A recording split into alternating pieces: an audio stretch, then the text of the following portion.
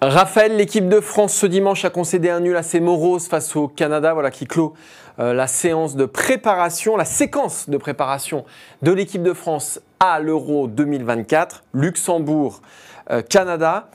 Qu'est-ce qu'on retient finalement de cette séquence-là selon toi? Déjà qu'elle ne restera pas comme un souvenir impérissable des préparations de l'équipe de France, c'est le moins qu'on puisse dire.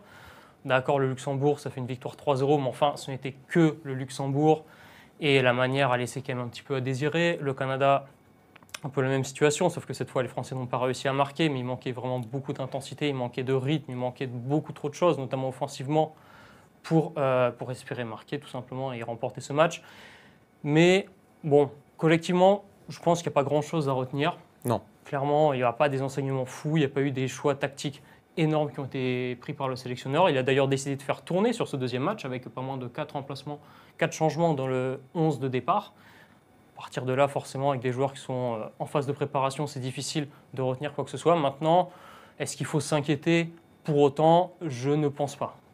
Je suis d'accord avec toi. Pour moi, le seul enseignement, c'est que N'Golo Kanté a les jambes. C'est ça. Voilà, et c'est à peu près tout ce qu'on retiendra de ces deux matchs.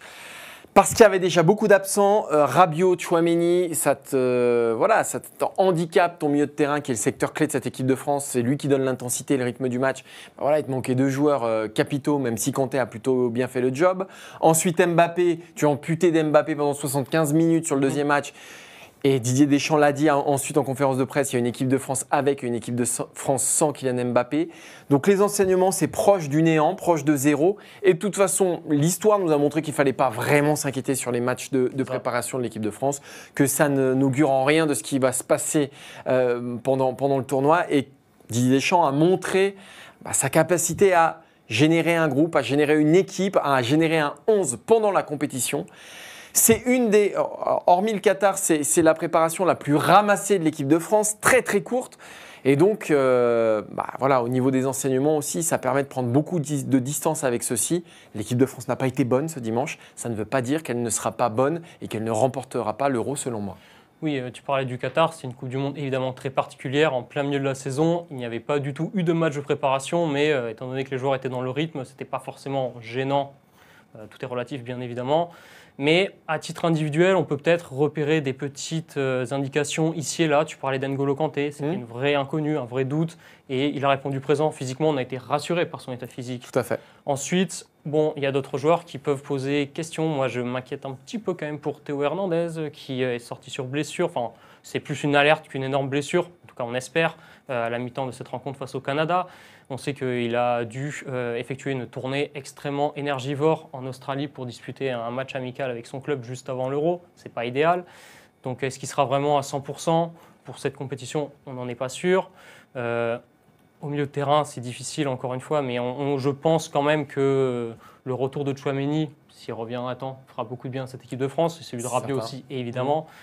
Et puis l'animation offensive. Dembélé, il est en Cannes, il n'y a rien à dire, on l'a encore vu sur ce match. Et par contre, ensuite, quand il n'y a pas Mbappé, on s'aperçoit que c'est quand même un petit peu difficile, notamment avec Marcus Thuram, il manque encore des automatismes. Et là, on l'a vu, c'était Olivier Giroud qui était en pointe, mais c'était pas trop ça, quoi. Il y a une vraie interrogation autour de Marcus Thuram pour moi. Est-ce qu'il a les épaules pour être titulaire en équipe de France dans un grand tournoi international? J'ai encore des questions. Et puis sur tous ceux qui avaient mal terminé l'année, je pense à Upamecano, je pense à Konaté, je pense à même Hernandez qui ne fait pas une grande saison, Maignan aussi qui était un peu dans un entre-deux. J'ai pas eu de réponse, j'ai pas été rassuré sur ces deux matchs-là. Après, c'était difficile de rassurer face au Luxembourg où l'adversité était trop faible.